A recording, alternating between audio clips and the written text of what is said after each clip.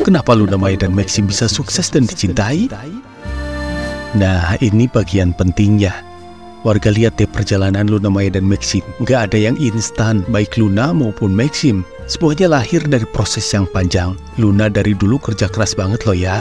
Mulai dari nol sampai sekarang punya karir mapan. Maxim pun begitu. Dari model sampai akhirnya bisa jadi aktor papan atas. Punya band sendiri hingga menikahi sang superstar cantik, Queen of the Moon, Luna Maya. Ini jadi pengingat buat kita semua. Sukses itu hasil keringat, doa, dan konsistensi.